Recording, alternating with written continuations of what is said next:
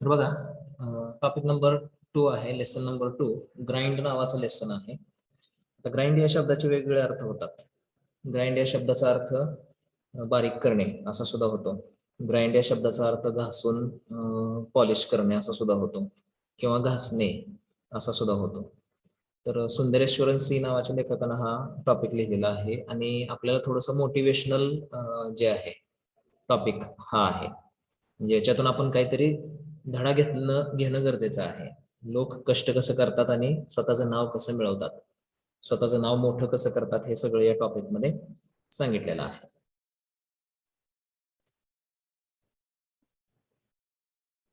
तर बघा, मराठीत सुरुवातीला आपण पूर्ण टॉपिक व्यवस्थित ऐकूयात, त्यानंतर आपण इंग्लिश मराठी या पार्टकडे वळूयात. पॅरेग्राफ वाईज आपण इंग्लिश चा मराठीमध्ये अर्थ बघूयात. तर धड्याची सुरुवात अशी केलेली आहे बघा. सुरुवातीलाच एक हे सांगण्यात आलेलं आहे, वाक्य सांगण्यात आलेलं आहे. ज्या लोकांनी इतिहासामध्ये आपलं नाव सुवर्णाक्षरांनी कोरलेलं आहे, जे व्यक्ती प्रसिद्ध बनलेले आहेत, ज्या व्यक्ती सर्व लोकांचा आदर्श बनलेले आहेत, त्या व्यक्ती नेहमीच त्यांना फॉलो करणाऱ्या किंवा त्यांना आदर्श मानणाऱ्या व्यक्तींना एक सल्ला देत असतात. तो सल्ला काय असतो तर स्वप्न बघा, कारण स्वप्न जे आहे ते पूर्ण होतात. हा सल्ला प्रत्येक अशा व्यक्तीनं इतरांना दिलेला आहे, जो व्यक्ती आयुष्यामध्ये यशस्वी झालेला आहे, ज्या व्यक्तीनं इतिहासामध्ये आपलं नाव सुवर्णाक्षराने कोरलेलं आहे. अशा व्यक्तीने इतरांना प्रत्येक वेळी असे सल्ले जे आहेत हे दिलेले आहेत की तुम्ही स्वप्न बघा, कारण स्वप्न पूर्ण होतात. मग लेखक पुढे म्हणतोय की आपण सर्वजण स्वप्न पाहतो आणि आपली स्वप्न कशी असतात तर आपल्याला ज्या गोष्टीमध्ये इंटरेस्ट आहे त्या गोष्टीमध्ये काहीतरी मोठं काम करण्याचं स्वप्न असतं आपलं, किंवा जे काय आपण काम करतो ते सर्वोत्कृष्ट झालं पाहिजे असं आपलं स्वप्न असतं. आणि आपण जे आयुष्य जगतोय तर ते आयुष्य ऐशोआरामाचं आयुष्य असावं, या पृथ्वी तलावरती जे काही गोष्टी उपलब्ध आहेत त्या सर्व आपल्याकडे असाव्यात. अशा प्रकारची वेगळी लिस्ट असते स्वप्नांची आपल्या, की आपल्याकडे हे असावं ते असावं, असं मोठी मोठी स्वप्न असतात आपले. परंतु फक्त स्वप्न पाहणं म्हणजेच ते आयुष्य जगणं असं नाही. म्हणजे स्वप्न पाहिलं आणि सोडून दिलं असं जे आहे करणं उपयोगाचं नाही असं लेखक म्हणतो. कारण स्वप्न पाहणं म्हणजे अर्धी लढाई जिंकल्यासारखं आहे. आपलं ध्येय पूर्ण करण्यामध्ये आपण जे काही पुढे पाऊल टाकलेलं असतं त्याच्यातली अर्धी लढाई किंवा अर्ध काम जे आहे ते स्वप्न पाहणं या गोष्टीनं पूर्ण होतं. परंतु पुढची जी गोष्ट आहे ती अतिशय महत्वाची आहे. आणि पुढची गोष्ट काय आहे तर आपलं जे स्वप्न आहे ते स्वप्न प्रत्यक्षात उतरवण्यासाठी लागणारे जे काही कर्तव्य आहे किंवा लागणारी जी काही क्रिया आहे ते करणं अतिशय महत्वाचं आहे असं लेखक म्हणतो. म्हणजे आपण बरेच जण स्वप्न पाहतो बघा, की मला एक चांगला उद्योजक व्हायचा आहे किंवा चांगला इंजिनियर व्हायचा आहे किंवा सायंटिस्ट व्हायचा आहे किंवा एखादा राजकारणी व्हायचा आहे किंवा एखादा सायंटिस्ट व्हायचा आहे. असे बरेचसे स्वप्न असतात, तुमची सुद्धा तशी स्वप्न आहेत. परंतु लेखक एक महत्वाचा मुद्दा इथं आपल्याला निदर्शनास आणून देतोय की तुम्ही जे स्वप्न पाहत आहात ते बरोबर आहेत, स्वप्न पाहणं गरजेचं आहे, परंतु ते स्वप्न सत्यात उतरवण्यासाठी तुम्ही काय करताय का? तुमच्यापैकी बऱ्याच जणांचं स्वप्न असेल की मला आयुष्यामध्ये अमुक एक व्यक्ती व्हायचं आहे किंवा अमुक एका व्यक्तीसारखं मला बनायचं आहे. लेखक तुमच्यासमोर एक प्रश्न मांडतोय की तुम्ही त्याच्यासाठी काय करताय सध्या. म्हणजे तुमच्यापैकी बऱ्याच जणांचं स्वप्न असेल की मला मोठा एक उद्योजक व्हायचं आहे किंवा मला स्वतःची कंपनी काढायची आहे आणि त्याच्यासाठी ते फार मोठ्या त्या कंपनीला फार मोठं करायचं आहे किंवा मला एखाद्या कंपनीमध्ये जॉब मिळवायचा आहे. साधं जरी स्वप्न असलं तरी सुद्धा तुम्ही त्याच्यासाठी काय करताय हे अतिशय महत्वाचं आहे असं लेखक म्हणतो. महर्षी या नावाच्या एका व्यक्तीनं म्हटलेलं आहे की तुम्हाला जे बनायचं आहे ते बनण्यासाठी तुम्हाला काही ना काहीतरी त्याग करावा लागतो. तुम्हाला त्याग केल्याशिवाय तुमच्या आयुष्यातलं ध्येय जे आहे ते पूर्ण करता येत नाही असं म्हणतो. तर म्हणून मग लेखक म्हणतो की तुम्हाला जे बनायचं आहे, तुमच्या आयुष्यातलं जे ध्येय तुमचं आहे ते ध्येय साध्य करण्यासाठी तुम्हाला एक एक पाऊल तुम्हाला त्या ध्येयाकडे वाटचाल करावी लागणार आहे. कोणताही शॉर्टकट त्याच्यासाठी उपलब्ध नाही. तर असं तो लेखक म्हणतोय. त्याच्यानंतर पुढे अजून मग लेखक म्हणतो की प्रत्येकाचं मोठं स्वप्न असतं, मोठ्या अशा अपेक्षा असतात आणि ज्यावेळी काम करण्याची वेळ येते, ते स्वप्न करण्यासाठी कार्य करायची वेळ येते, त्यावेळी मात्र मनामध्ये आपल्या भीती निर्माण होते. आपल्या मनामध्ये स्वतःबद्दलच शंका निर्माण होते. शंका निर्माण करणारे प्रश्न आपल्या मनामध्ये निर्माण होतात आणि ते प्रश्न कसे असतात, तर फॉर एक्झाम्पल मला एखादा उद्योजक व्हायचं आहे असं स्वप्न आहे माझं आणि त्या उद्योगामध्ये मी सर्व माझे पैसे माझ्याकडे असणारे मी गुंतवले, तर किंवा गुंतवण्याचा विचार केला, तर त्याच्या अगोदर आपल्या मनामध्ये एक भीतीदायक विचार येतोय की माझे सगळे पैसे संपले तर काय होईल, माझे पैसे बुडले तर काय होईल. किंवा एखादा व्यक्ती मला व्हायचा, एखादा सायंटिस्ट व्हायचा आहे, परंतु जर मी यामध्ये अपयशी झालो तर मला आयुष्यभर पश्चाताप करण्याशिवाय कोणतीही गोष्ट राहणार नाही, असा एक मनामध्ये विचार येतो. आणि सगळ्यात महत्वाचा विचार म्हणजे काय येतो आपल्या मनामध्ये, ज्यावेळी आपल्याला आपलं स्वप्न पूर्ण करायचं असतं त्यावेळी सगळ्यात महत्वाचा विचार आपल्या मनामध्ये येतो, तो म्हणजे काय, तर जर मी अपयशी झालो तर लोक माझ्यावरती हसतील आणि माझ्या कुटुंबाला थोडस लाजिरवाणं वाटेल. म्हणजे लोक काय म्हणतील हा एक सर्वात महत्वाचा प्रश्न आहे जो आपल्या मनामध्ये येतो ज्यावेळी आपण आपलं ध्येय पूर्ण करण्यासाठी काहीतरी करण्याची इच्छा व्यक्त करतो किंवा काही काम करत असतो. त्यावेळी ह्या सगळ्या गोष्टी ज्या आहेत, हे जे प्रश्न आहेत हे मनामध्ये निर्माण होतात. हे प्रश्न आपल्याला काय करतात, तर आपलं जे काही काम आपल्याला करायचं आहे ते काम करू देत नाहीत किंवा आपण ह्या प्रश्नांचा, हे प्रश्न मनात निर्माण झाले की आपण काम करायला धजावत नाही, आपलं ध्येय पूर्ण करण्यासाठी पुढे जायला धजावत नाही. आणि मग लेखक म्हणतोय की असे जे प्रश्न आहेत हे असे प्रश्न कमकुवत मनाच्या लोकांमध्ये येतात. ज्या लोकांचं मन कमकुवत आहे, जे भित्रे आहेत, अशा लोकांच्या मनामध्ये असे प्रश्न येतात आणि मग ते आपले ध्येय साध्य करू शकत नाहीत. मग लेखक म्हणतो की ह्या सगळ्या प्रश्नांमुळं आपण काय करतो, तर आपलं ध्येय जे साध्य करण्यासाठी आपल्याला जे काही काम करायचं आहे ते काम आपण करत नाही, त्याच्याकडे आपण पाठ वळवतो किंवा आपण आपलं ध्येय साध्य करण्यासाठी करावी लागणारी कृती जी आहे ती करायला पुढे जात नाही. पुढं मग लेखक म्हणतो की असं न करता तुम्ही काय केलं पाहिजे, तर तुम्ही तुमच्या ध्येयाकडे वाटचाल करणं गरजेचं आहे. 100% तुम्ही तुमच्या ध्येयाकडे वाटचाल करायची आहे असं म्हणतो. लेखक म्हणतो की तुमची सुरुवात जी आहे ती अतिशय साधी होईल. तुमची सुरुवात जी आहे ती एवढी काही चांगली होणार नाही, परंतु जर तुम्हाला महान बनायचं असेल, तुम्हाला यशस्वी बनायचं असेल, तर कुठं ना कुठेतरी सुरुवात करणं अतिशय गरजेचं आहे. तुम्हाला जरी नको नकोसं वाटत असलं तरी सुद्धा तुम्ही ते काम करणं गरजेचं आहे. तर बऱ्याच वेळा तुम्हाला आम्ही सांगतो की तुम्ही अभ्यास करा वगैरे, परंतु तुम्हाला नको नकोसं वाटतंय, परंतु नको वाटत असताना सुद्धा जो अभ्यास करतो आणि चांगले मार्क, चांगल्या ह्याच्या पद्धतीने पुढे जातो, तर तो खरा आयुष्यामध्ये यशस्वी होतो. तसंच तुम्हाला बऱ्याच वेळा नको नकोसं वाटत असेल तर तरी सुद्धा तुम्ही काय करायचं आहे, तुमच्या ध्येयाकडे वाटचाल करत राहायची आहे, तुमचं काम जे आहे ते सतत करत राहायचं आहे. त्याच्यासाठी एक एक्झाम्पल देतो लेखक. धावण्यामध्ये जागतिक कीर्ती निर्माण केलेला जो व्यक्ती आहे, वर्ल्ड रेकॉर्ड तयार केलेला जो व्यक्ती आहे उसेन बोल्ट, ज्याने 100 मीटर हे 9.58 सेकंदामध्ये पार केलेलं आहे. त्याला एका इंटरव्ह्यू मध्ये विचारलेलं होतं की ज्यावेळी तो प्रॅक्टिस करत असतो धावण्याची, त्यावेळी त्याच्या मनामध्ये काय विचार चालू असतात. तो धावण्याची प्रॅक्टिस करत असताना तो ज्यावेळी दमतो पूर्णपणे, त्यावेळी त्याच्या मनामध्ये काय विचार चालू असतात. तर मग तो म्हणतो की माझ्या मनामध्ये असे विचार चालू असतात की हे सगळं इथं सोडून द्यावं, हे सगळं इथंच थांबवावं आणि जाऊ दे तिकडे, हे सगळं आपण घरी जाऊयात, अशा प्रकारच्या मनात माझ्या विचार येतात असं तो म्हणतो. आणि बऱ्याच वेळा मला असंही सुद्धा वाटलेलं आहे की सकाळी सकाळी मी ज्यावेळी झोपेतून उठतो त्यावेळी आज कसल्या प्रकारचं ट्रेनिंग आपल्यासाठी आहे धावण्याचं, हे मला माहीत असतं. आणि मग हे सगळं मला आठवल्यानंतर मग किंवा मला जाणवल्यानंतर मग माझ्या मनामध्ये विचार यायचा की आज जायला नको किंवा आज आपण ही सगळी प्रॅक्टिस आहे ते सोडून द्यावी. परंतु शेवटी असा विचार यायचा, म्हणतो तो मनात, की नाही आपण गेलंच पाहिजे.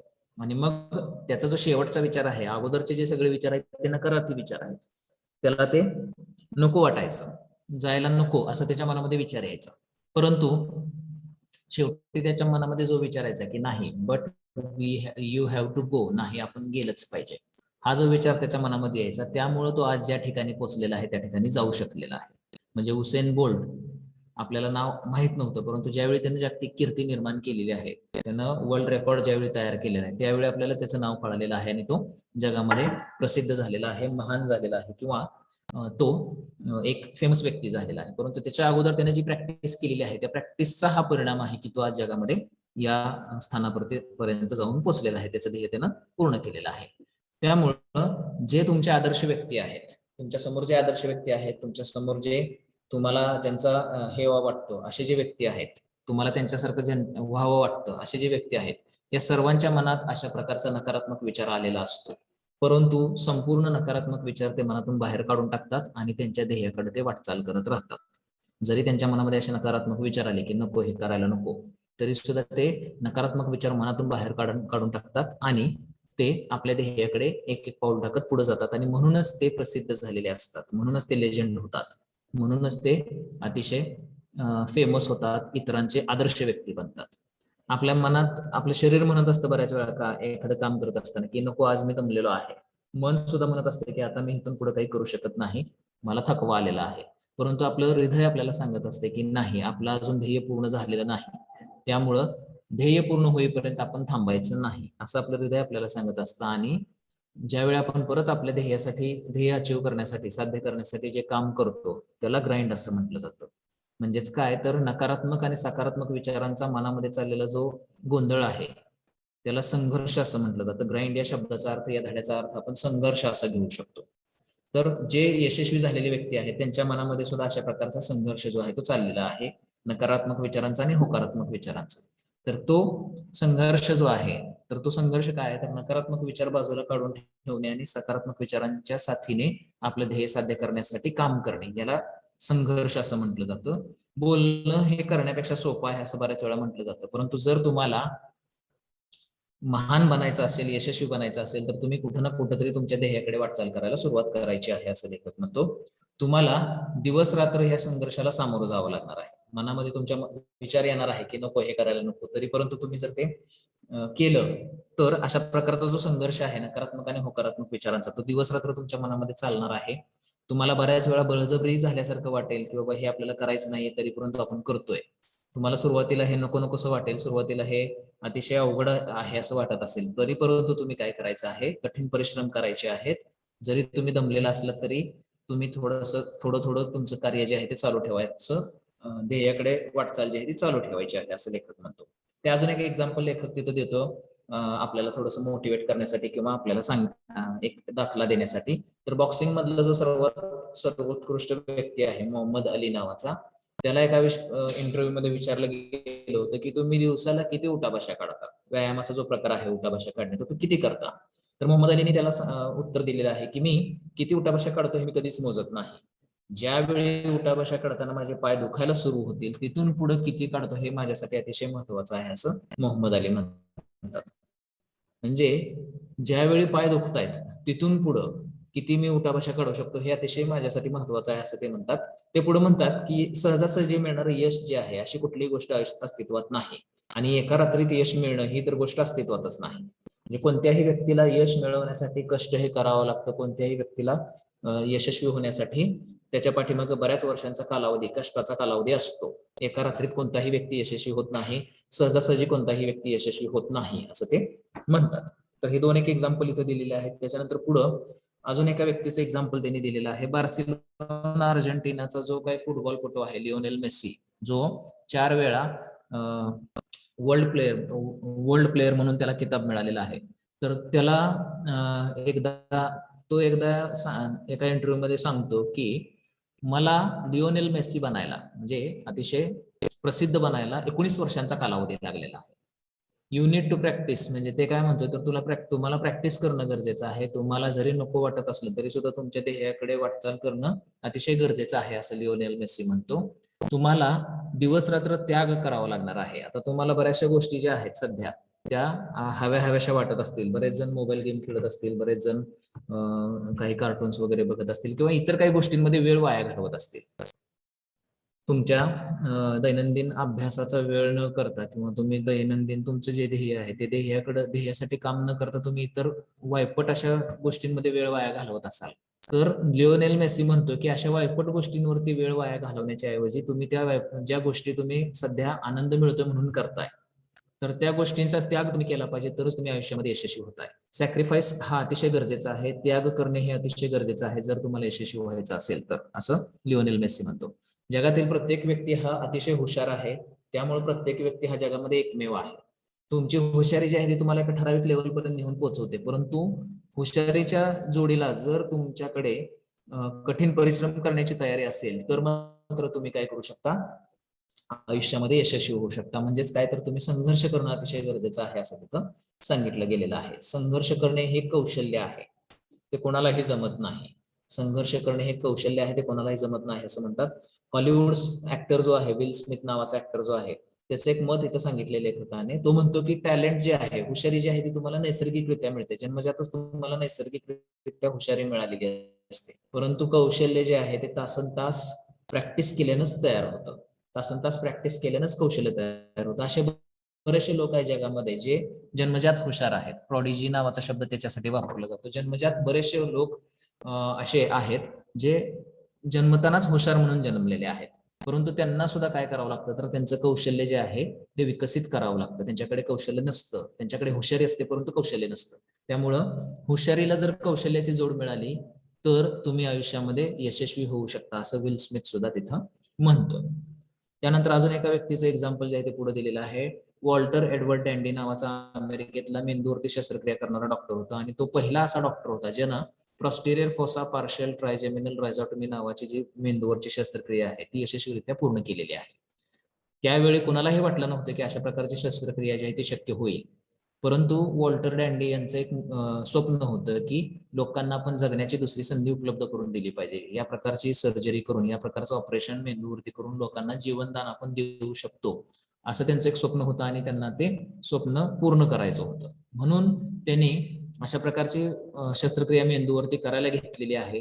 आणि आपल्या माहितीसाठी लेखकानं सांगितलेलं आहे की त्याचे पहिले 13 पेशंट जे आहेत हे सर्जरी करताना, हे ऑपरेशन करताना मेलेले आहेत. आपण बघतो सध्या वर्तमानपत्रात वगैरे किंवा टीव्हीवरती बातम्या ऐकतो की डॉक्टरच्या एखाद्या दवाखान्यात एखादा पेशंट जर गेला, वारला, तर त्याचे नातेवाईक जे ते दवाखान्याची तोडफोड करतात. इथं तर वॉल्टर डॅन्डीचे 13 पेशंट मेलेले होते सर्जरी करताना. म्हणजे त्यावेळी कुणालाही वाटलं नव्हतं की अशा प्रकारचं ऑपरेशन शक्य आहे आणि यामधून पेशंट वाचू शकतील. आणि 13 पेशंट मेलेले आहेत. म्हणजे किती अवघड परिस्थितीला त्या वॉल्टर एडवर्ड डॅन्डीला सामोरं जावं लागलं असेल, किती विध्वंसक परिस्थितीला सामोरं जावं लागलेलं असेल. त्यांना बऱ्याच जणांनी दोष दिलेला आहे की असं होत नसताना, अशी सर्जरी, अशा प्रकारचं ऑपरेशन शक्य नसताना सुद्धा हे पुढे गेले आणि त्यांच्याच चुकीमुळे हे सगळे पेशंट मेलेले आहेत. त्यांना फार टीकेला सामोरं जावं लागलेलं आहे. स्वतःला सुद्धा त्यांना बऱ्याच वेळा वाटलंय की बाबा हे शक्य आहे की नाही, स्वतःवरती सुद्धा त्यांना डाऊट निर्माण झालेला आहे. परंतु ते अतिशय कणखर मनाचे व्यक्ती होते आणि ह्या सगळ्या गोष्टी झालेल्या जरी असल्या, 13 पेशंट मेलेले आहेत, त्यांच्यावरती टीका झालेली आहे, सगळ्या गोष्टी झाल्या तरी सुद्धा त्यांनी हार मानलेली नाहीये. आणि त्यांनी मग तो जो ती जी शस्त्रक्रिया आहे त्या शस्त्रक्रियेवरती निदान त्यांनी काढलेलं आहे. आणि आता त्यांना बऱ्याच अशा फेमस मेंदूवरती शस्त्रक्रिया करणाऱ्या डॉक्टरांच्या यादीमध्ये त्यांचं नाव गणलं जातं. म्हणजे one of the 3 founding fathers of neurosurgery. 3 असे लोक आहेत ज्यांनी मेंदूवरती शस्त्रक्रिया करण्यामध्ये महारथ हासिल केलेली होती, अतिशय एक्सपर्ट त्यामध्ये झालेले होते. त्या 3 लोकांमध्ये वॉल्टर एडवर्ड डॅन्डी यांचं नाव जे आहे आता घेतलं जातं. म्हणजे या स्टोरीमधून आपल्याला काय सांगतो लेखक, की तुम्हाला किती जरी वाईट परिस्थितीला सामोरं जावं लागलं तरी सुद्धा तुम्ही तुमचं ध्येय साध्य करण्यासाठी तुमचं जे काय काम आहे ते काम करत राहायचं आहे. बऱ्याच वेळा तुम्हाला अशा परिस्थितीला सामोरं जावं लागू शकतं जिथं तुम्हाला काहीच योग्य होत नाही असं वाटू शकतं. जसं वॉल्टर एडवर्ड डॅन्डीच्या केसमध्ये झालेलं आहे, त्यांच्या बाबतीत झालेलं आहे, तसं बऱ्याच ठिकाणी वाटू शकतं. तरी परंतु तुमचं काम जे आहे ते तुम्ही सुरू ठेवायचं आहे असं लेखक म्हणतो. जे बरेच प्रसिद्ध झालेले व्यक्ती आहेत किंवा म्हणजे मोठे व्यक्ती आहेत, जे यशस्वी व्यक्ती आहेत, जे आपल्याला आपण आदर्श मानतो व्यक्ती, कारण त्यांच्या यशामुळे आपण त्यांना आदर्श मानतो. तर अशा सगळ्या व्यक्तींना कठीण परिस्थितीला, वाईट परिस्थितीला सामोरं जावं लागलेलं आहे. परंतु वाईट परिस्थिती समोर आलेली आहे म्हणून त्यांनी त्यांचं काम बंद न करता ध्येयाकडे ते एकसारखी वाटचाल करत राहिलेले आहेत आणि त्यामुळेच वाईट परिस्थितीवरती मात करून सुद्धा ते यशस्वी झालेले आहेत. अजून एक एक्झाम्पल त्यांनी दिलेलं आहे. आपले जे काही पूर्व राष्ट्रपती आहेत APJ अब्दुल कलाम, हे सुद्धा तमिळनाडूतल्या रामेश्वरम नावाच्या एका छोट्याशा खेड्यामध्ये जन्मलेले होते. त्यांच्या वडिलांचा व्यवसाय हा मास्यांचा व्यवसाय होता. कोळ्याच्या घरी ते जन्मलेले होते. साध्या शाळेत ते गेलेले आहेत. लहान वयातच त्यांनी न्यूजपेपर टाकण्याचं सुद्धा काम केलेलं आहे. पण एवढं सगळी हलाखीची परिस्थिती असताना सुद्धा ते जगातील एक सर्वोत्तम शास्त्रज्ञ झालेले आहेत. भारताला त्यांनी अणुऊर्जा जी आहे ती कशी तयार करायची याचं एक हे केलेलं आहे. तर ते पॉवर हाऊस तयार केलेलं आहे, न्यूक्लिअर पॉवर हाऊस बनवलंय भारताला. आणि त्यांचा सुद्धा सन्मान इतका झालेला आहे की युरोपियन युनियन पार्लमेंटमध्ये त्यांच्या भाषणानंतर सर्वांनी उठून टाळ्या वाजवलेल्या आहेत. तशी पद्धत त्यांच्याकडे नाहीये उठून टाळ्या वाजवण्याची, परंतु त्यांचं भाषण इतकं चांगलं झालेलं आहे की तिथल्या सर्व मेंबर्सनी, तिथल्या सर्व राज्यसभेतल्या लोकांनी उठून त्यांच्या याच्यासाठी भाषणासाठी टाळ्या वाजवलेल्या आहेत. म्हणजे मग त्या स्टोरीतून सांगितलेलं आहे की ते त्यांच्यासाठी इतकं सोपं होतं का ते तिथपर्यंत पोहोचणं, पंतप्रधान राष्ट्रपती होणं आणि युरोपियन युनियन पार्लमेंटमध्ये भाषण देणं किंवा सायंटिस्ट होणे त्यांच्यासाठी काही फार सोपी गोष्ट नव्हती.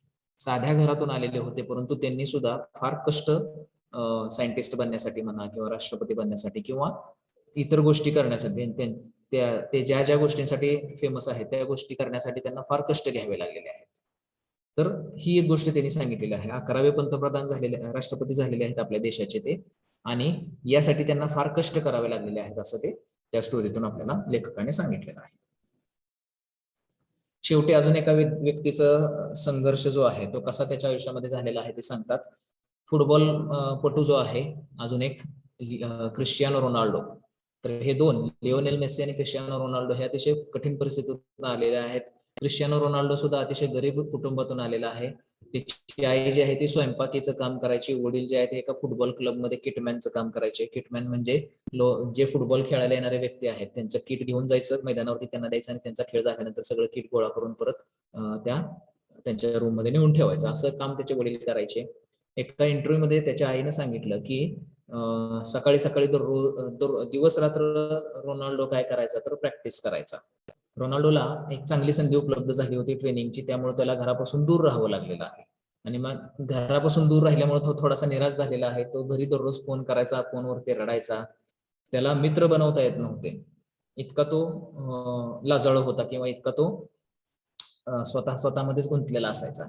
परंतु त्याला बऱ्याच वेळा असं वाटलेलं आहे की आपण हे सगळं सोडून द्यावं, हे सगळं ट्रेनिंग वगैरे सोडून द्यावं आणि घरी परत जावं. परंतु त्यानं त्याचा निश्चय एवढा ठाम निश्चय होता की त्यानं सर्व गोष्टी ज्या आहेत, नकारात्मक गोष्टी ज्या आहेत ह्या बाजूला सारलेल्या आहेत आणि त्याचा खेळ सुधारण्यावरती त्यानं लक्ष दिलेलं आहे. आपल्याला चांगला फुटबॉलपटू बनायचा आहे आणि तो खेळ आपल्याला सुधारावायचा आहे, हे त्यानं ठरवलेलं होतं आणि त्याच्यावरती त्यानं काम केलेलं आहे. व्यक्ती म्हणून त्यानं स्वतःमध्ये बदल घडवून आणलेले आहेत. आणि शेवटी त्याचं ट्रेनिंग पूर्ण झाल्यानंतर पोर्तुगालचा जो फेमस एक फुटबॉल क्लब आहे स्पोर्टिंग लिस्बन नावाचा, या स्पोर्टिंग लिस्बन नावाच्या फुटबॉल क्लब मध्ये सुरुवातीच्या 11 खेळाडूंमध्ये त्याची निवड झालेली आहे. 2004 साली युरो 2004चं जे काही फुटबॉलचा मॅच होती त्या मॅच मध्ये स्पोर्टिंग लिस्बन नावाचा जो काही फुटबॉल क्लब होता तर त्या क्लबच्या सुरुवातीच्या 11 मेंबर्समध्ये 11 खेळाडूंमध्ये त्याची निवड झालेली आहे. आणि ज्यावेळी त्याची निवड झालेली आहे त्यावेळी त्याचं वय फक्त 19 वर्ष होतं. फक्त 19 वर्ष वय त्याचं होतं आणि त्यावेळी त्याची निवड जी आहे ती सर्वात उत्कृष्ट जो फुटबॉल क्लब आहे पोर्तुगालचा स्पोर्टिंग लिस्बन नावाचा, त्यामध्ये त्याची निवड झालेली आहे. म्हणजे सगळ्या वाईट परिस्थितीवरती मात करून त्यानं स्वतःचं ध्येय जे आहे ते गाठलेलं आहे. 6 सप्टेंबर 2005 रोजी पोर्तुगालचा रशियाबरोबर एक अतिशय निर्णायक मॅच होती 2006च्या वर्ल्ड कपची, जर्मनीमध्ये झालेल्या. आणि रोनाल्डो हा पहिल्या 11 खेळाडूंमध्ये होता, अतिशय महत्वाचा खेळाडू होता टीमचा. आणि मॅच सुरू होण्याच्या काही तास अगोदरच रोनाल्डोला बातमी कळालेली आहे की त्याचे वडील वारलेले आहेत. त्याचे जे कोच होते फुटबॉल टीमचे त्यांनी त्याला सांगितलं की तू मॅच सोडून जाऊ शकतोस, तुझे वडील वारलेले आहेत, तुला तिथं जावं लागेल. तर रोनाल्डोनं नाकारलेला आहे. रोनाल्डो म्हणालेला आहे की मी घरी जाणार नाही, मला ही जी मॅच आहे ती माझ्या वडिलांना समर्पित करायची आहे. आणि जरी ती मॅच ड्रॉ झालेली असली तरी त्या मॅचचा मॅन ऑफ द मॅचचा किताब जो आहे तो रोनाल्डोला देण्यात आलेला आहे, कारण त्यानं अशा पद्धतीचा खेळ तिथे केलेला आहे. तो म्हणतो की त्याच्या वडिलांनी त्याला सांगितलेलं होतं की तुला जगातला सर्वोत्कृष्ट फुटबॉलपटू बनायचं आहे, तर ते त्यांना तिथं करून दाखवलेलं आहे. आणि क्रिस्टियानो रोनाल्डो जो आहे त्या कोणालाही जरी आता नाव विचारलं तरी सुद्धा तो प्रत्येकाला माहिती आहे, इतका तो मोठा झालेला आहे, इतका तो यशस्वी झालेला आहे. एका लहान मुलानं क्रिस्टियानो रोनाल्डोला एक प्रश्न विचारला होता की मी तुमच्यासारखा कसा बनू. त्यावेळी क्रिस्टियानो रोनाल्डोनं त्याला उत्तर दिलं होतं की तू स्वतःवरचा विश्वास कधीही कमी होऊ देऊ नकोस, स्वतःवरती विश्वास ठेव, कठीण परिश्रम कर, तू जे काही करशील त्याच्यामध्ये 100% योगदान दे आणि स्वप्न बघ, कारण स्वप्न जे आहेत ही पूर्ण होतात, असा त्याने त्याला सल्ला दिलेला होता. तर या सगळ्या लोकांच्या कथा आपल्याला इथं थोडक्यात लेखकांना मांडलेल्या आहेत आपल्यासमोर, आणि त्यांनी काय केलेलं आहे आयुष्यामध्ये यशस्वी होण्यासाठी आणि आपण आपल्या आयुष्यामध्ये यशस्वी होण्यासाठी काय करतोय याची थोडीशी एक कंपॅरिझन लेखकांना आपल्याला करायला सांगितलेली आहे. तर ती कंपॅरिझन आपण करणं गरजेचं आहे. या सगळ्या लोकांनी त्यांच्या आयुष्यामध्ये कशा पद्धतीनं कठीण परिस्थितीवरती मात केलेली आणि यशस्वी झालेले आहेत आणि आपण त्या पद्धतीचा आपल्या आयुष्यामध्ये काय करतोय का, बऱ्याच लोकांची परिस्थिती, आपल्यामध्ये सुद्धा बऱ्याच लोकांची परिस्थिती जी आहे ती अतिशय हलाखीची असते, पण आपण त्या परिस्थितीची जाण ठेवून आपण आपलं कार्य, ध्येयपूर्तीसाठी जे कार्य आपल्याला करायचं ते करतोय का, हे लेखकानं थोडंसं आपल्याला स्वतःच अनालिसिस करायला इथं सांगितलेलं आहे. शेवटी लेखक म्हणतो की जे व्यक्ती यशस्वी होतात त्यांना लेजंड म्हटलं जातं. लेजंड म्हणजे अतिशय प्रसिद्ध व्यक्ती, यशस्वी व्यक्ती, आणि त्यांनी त्यांच्या आयुष्यामध्ये नेहमी रिस्क घेतलेली आहे. त्यांच्या आयुष्याचा जुगार त्यांनी खेळलेला आहे. त्यांनी रिस्क घेऊन प्रत्येक गोष्ट जी आहे, त्यांना जी गोष्ट मिळवायची आहे ती गोष्ट त्यांनी रिस्क घेऊन मिळवलेली आहे. यशाकडे जाणारा मार्ग जो आहे, लेखक म्हणतो की तो हा एकट्यानं चालायचा मार्ग आहे, तुमच्यासोबत कोणीही नसणार आहे. तर तो एकट्यानं चालायचा मार्ग आहे आणि तुम्ही एकट्यानं चालायला शिकलं पाहिजे. यशाकडे एकट्यानं तुम्ही यशाकडे कूच करायला शिकलं पाहिजे. तुम्हाला बऱ्याच वेळा ते कठीण वाटत असेल किंवा ते करायला नको असं वाटत असेल, परंतु एकदा जर तुम्ही केलं ते काम आणि तुम्हाला एकदा यश मिळाल्यानंतर मग आपल्याला चांगलं वाटतं. एवढ्या केलेल्या कष्टाचं फळ आपल्याला मिळालं असं वाटतं. आणि तुम्हाला जर काही कमवायचं असेल तर ते कमवण्यासाठी तुम्हाला काहीतरी त्याग करावा लागणार आहे, हे लेखक सांगतो. तुम्हाला कुठे ना कुठेतरी सुरुवात करायची आहे. तुम्हाला नको वाटत असेल तरी सुद्धा तुम्ही तयार व्हायचं आहे, उठायचं आहे, तयार व्हायचं आहे आणि तुमच्या कामाला लागायचं आहे. चुकीच्या गोष्टी केल्या तर आपल्याला कळू शकतं की आपलं काय चुकलेलं आहे, परंतु काहीच नाही केलं तर आपलं काय चुकतं हे आपल्याला कळणार नाही, असं महाशय म्हणतो. त्यामुळे तुम्ही काय करायचं आहे तर तुमच्या कम्फर्ट झोन मधून बाहेर पडायचं आहे. तुम्ही आता जिथं आहात तिथं तुम्हाला बरं वाटतंय किंवा बरं आहे, सगळं घरून लेक्चर चालू आहे किंवा जे काय अभ्यास आहे तो कोणी कंपल्सरी बघत नाही, परंतु कम्फर्ट झोन मधून बाहेर पडायचं आहे आणि तुम्ही काय करायचंय तर अनसर्टन्टी म्हणजे आयुष्यामध्ये असणारी जी अनिश्चितता आहे त्या अनिश्चिततेला सामोरं जायचं आहे. लेखक म्हणतो की तुम्ही लक्षात ठेवा, जे तुमचे आदर्श व्यक्ती आहेत, जे प्रसिद्ध व्यक्ती आहेत, त्यांनी अशा प्रकारे अतिशय वाईट परिस्थितीला सामोरं गेलेले आहेत, परंतु त्यांनी कधीही त्यांचं जे हे आहे, अशा अपेक्षा आहेत किंवा त्यांचं ध्येयाकडे जाणारी त्यांचं जे ध्येय आहे त्या ध्येयाकडे वाटचाल करायची त्यांनी कधी थांबवलेली नाही. त्यांनी त्यांच्या कम्फर्ट झोन नुसार कधीही त्यांचं करिअर निवडलेलं नाही. ते कम्फर्ट झोनच्या बाहेर जाऊन त्यांनी त्यांचं करिअर निवडलं आणि ते यशस्वी झालेले आहेत. तर तुम्ही सुद्धा काय करायचं असं लेखक म्हणतोय की तुमचा कम्फर्ट झोन जो आहे तो वाढवायचा आहे. तुमच्या कम्फर्ट झोनच्या बाहेर तुम्ही जायचं आहे, उठायचं आहे, संघर्ष करायचा आहे, कधीही हार मानायची नाहीये आणि यशस्वी व्हायचं आहे. तर अशा ठिकाणी या ठिकाणी लेखक जो आहे तो त्याचा टॉपिक जो आहे तो संपवतोय. काही शब्द आहेत धड्यामध्ये ते आपण बघूयात. ग्राइंड या शब्दाचा अर्थ टू बिकम पॉलिश्ड असा आहे, चकाकणे असा होतो. आपण धड्याच्या कॉन्टेक्स्ट मध्ये त्याचा अर्थ पाहिलेला आहे, तो म्हणजे संघर्ष करणे असा आहे. ऍडव्हर्सिटी म्हणजे डिफिकल्ट सिच्युएशन, कठीण परिस्थिती असा या शब्दाचा अर्थ आहे. डॉमिनंट म्हणजे गॅम्बल्ड या शब्दाचा अर्थ आहे to risk losing something valuable to achieve something. एखादी गोष्ट मिळवण्यासाठी एखादी अतिशय मौल्यवान वस्तू आपण जी मौल्यवान वस्तू जी आहे ती हरवण्याची रिस्क घेतो, त्याला गॅम्बल असं म्हटलं जातं, म्हणजे जुगार खेळण्याचा मराठी त्याचा अर्थ आहे. रिनाउंड या शब्दाचा अर्थ आहे फेमस, प्रसिद्ध असा त्याचा अर्थ आहे. पेनीलेस म्हणजे विदाउट मनी, पैसे नसणे किंवा आपण भिकारी होणे असं त्याला म्हटलं जातं. अकम्प्लिश्ड म्हणजे सक्सीड इन डुईंग समथिंग, एखादी गोष्ट करण्यामध्ये यशस्वी होणे, अकम्प्लिश्ड या शब्दाचा अर्थ आहे. त्यानंतर लेजेंडरी याचा शब्द अर्थ आहे वेल नोन, प्रसिद्ध असा त्याचा अर्थ आहे. लिजेंड या शब्दाचा अर्थ आहे फेमस अँड इम्पॉर्टंट पर्सन, प्रसिद्ध व अतिशय महत्वाचा व्यक्ती, याला लिजेंड असं म्हटलं जातं. आणि शेवट अनसर्टन्टी हा एक शब्द आहे. अनसर्टन्टी फुल ऑर अननोन, अनिश्चितता किंवा माहित नसणे किंवा शंका असणे असा त्या अनसर्टन्टी या शब्दाचा अर्थ आहे. तर हे शब्दांचे अर्थ इथं आपण पाहिलेले आहेत.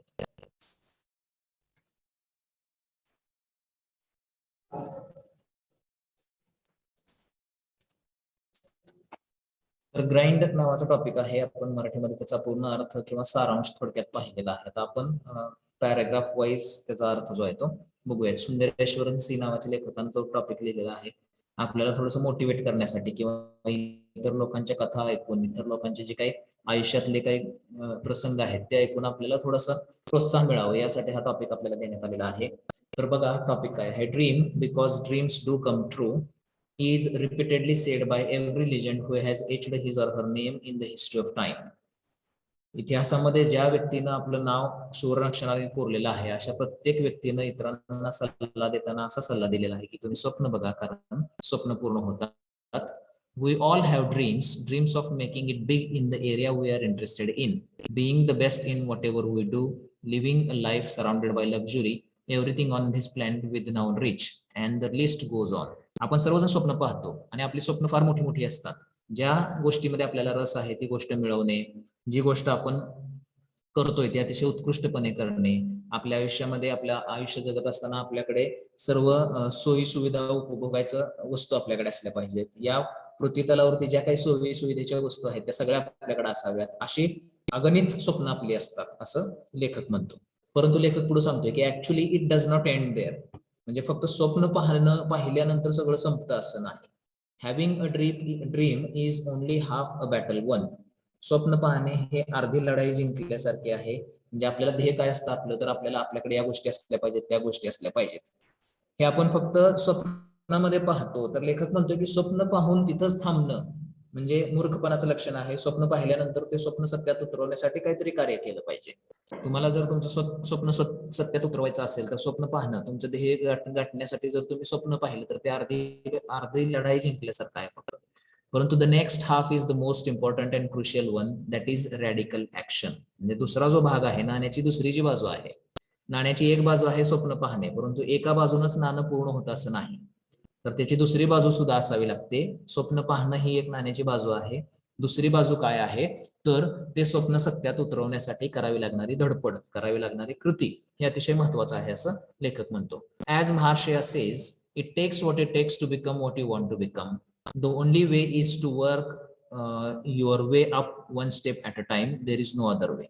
जसं महर्षी म्हणतो की तुम्हाला जे काही बनायचं आहे ते बनण्यासाठी तुम्हाला त्याग हा करावाच लागणार आहे. म्हणून तुमचं ध्येय साध्य करण्यासाठी फक्त एकच मार्ग आहे आणि तो मार्ग म्हणजे काय, तर एक एक पाऊल टाकत तुम्ही तुमचं ध्येय साध्य करणे. त्याच्यासाठी दुसरा कोणताही मार्ग उपलब्ध नाही. Everyone has big dreams and high hopes, but when the time comes to act towards realizing the dream, fear creeps in and all types of self-limiting questions flood our mind.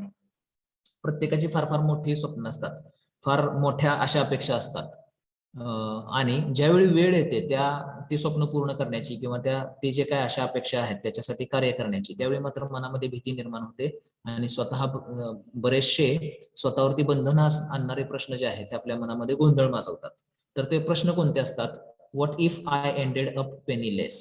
What if I fail so badly that I regret for it my entire life? And the most dominant and common one being, what if I become a laughing stock and end up embarrassing my family, etc.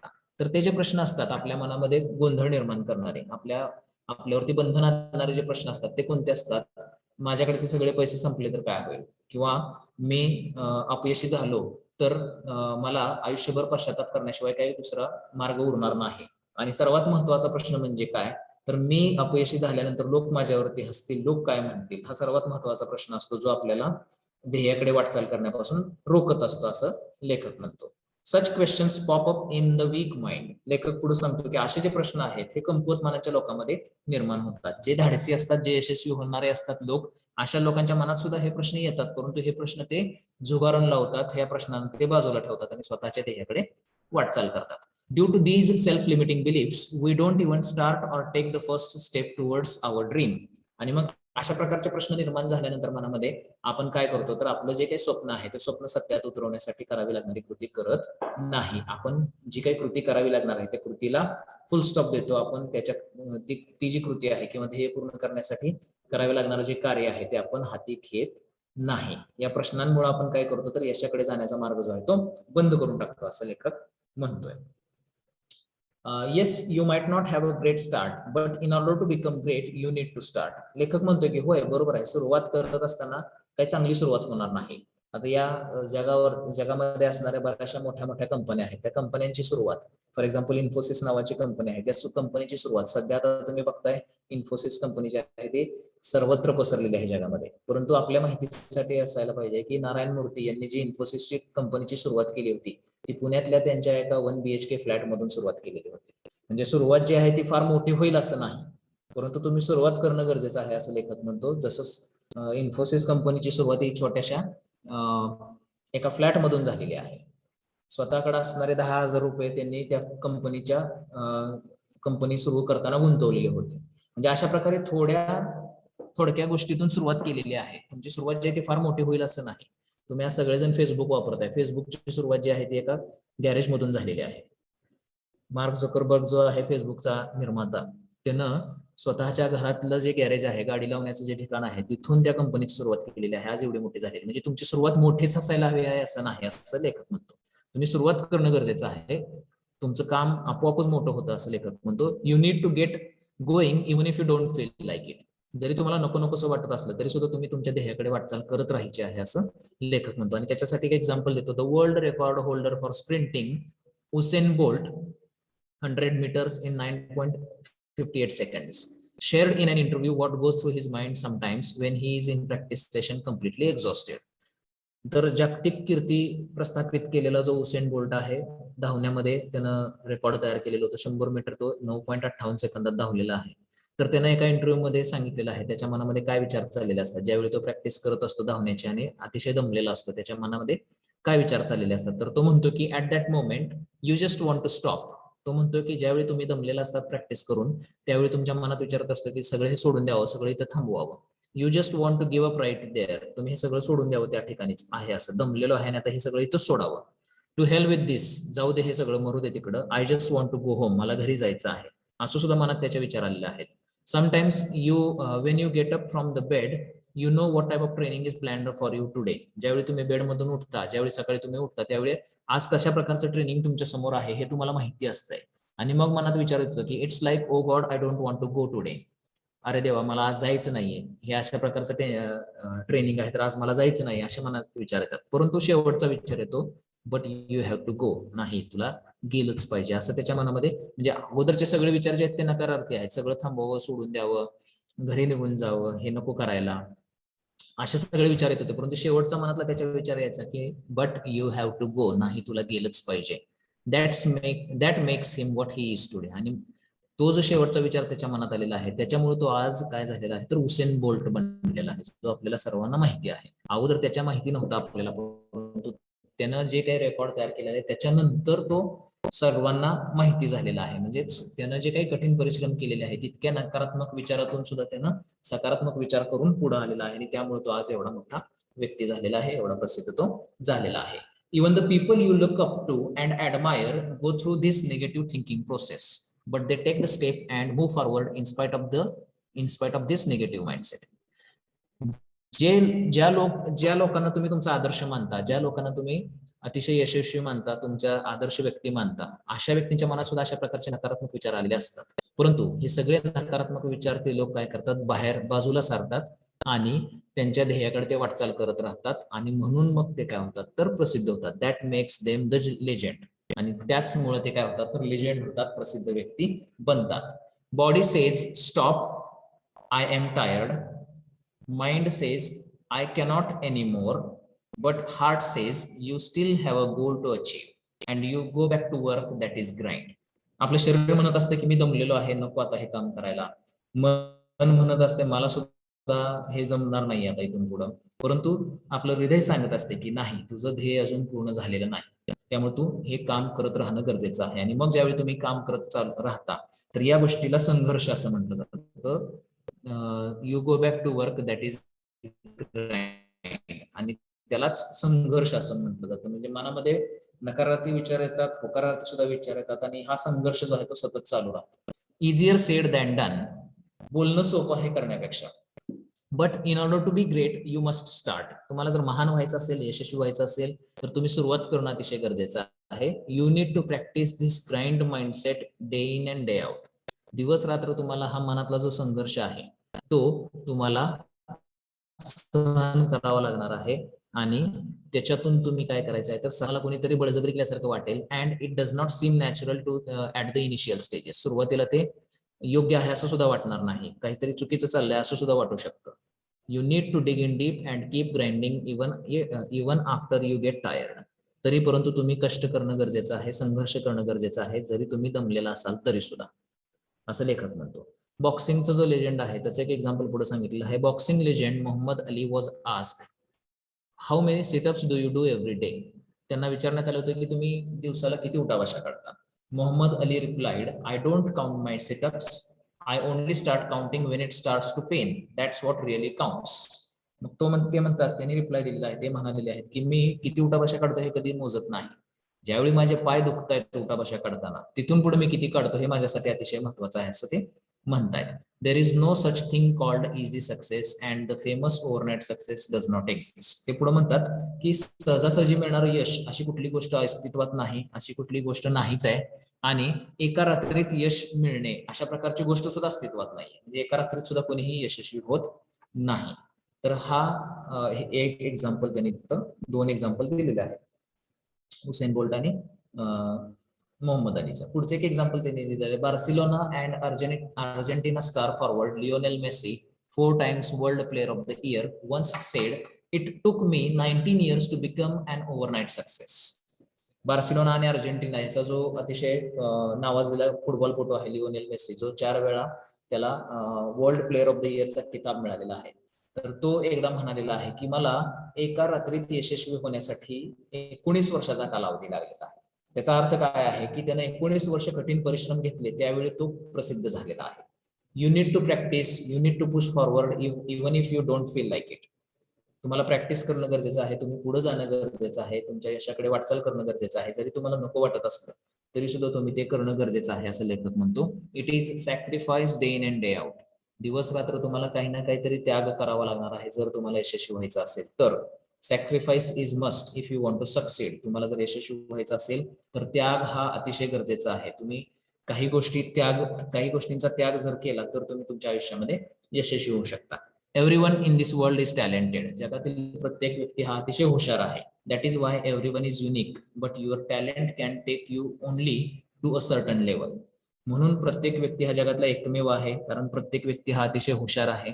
परंतु तुमच्या हुशारीच्या जोरावरती तुम्ही एका ठराविक पात्रतेपर्यंत जाऊ शकता, ठराविक level पर्यंत तुम्ही जाऊ शकता, त्याच्या पुढे तुम्ही जाऊ शकत नाही. In order to grow past your talent you need to put in extra efforts. जर तुम्हाला तुमच्या टॅलेंटच्या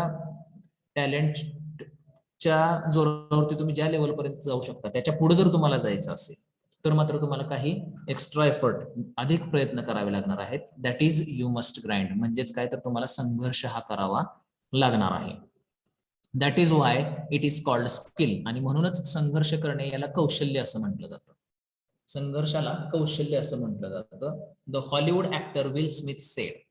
हॉलिवूड ऍक्टर जो आहे, हॉलिवूडचा जो अभिनेता आहे विल स्मिथ, तो म्हणतो talent is what you got naturally. हुशारी जी आहे ती तुम्हाला नैसर्गिकरित्याच मिळते. It is skill is got by hours and hours and hours on beating on your craft. परंतु कौशल्य जे आहे ते तासनतास प्रॅक्टिस केल्याशिवाय मिळत नाही. तुम्हाला हुशारी जी आहे ती जन्मजातच मिळते, तुमच्या मेंदूमध्येच असते. तुमच्या मेंदूची आकलन क्षमता जी आहे ती त्याला हुशारी म्हटलं जातं. ते तुम्हाला नैसर्गिकरित्या मिळालेली असते.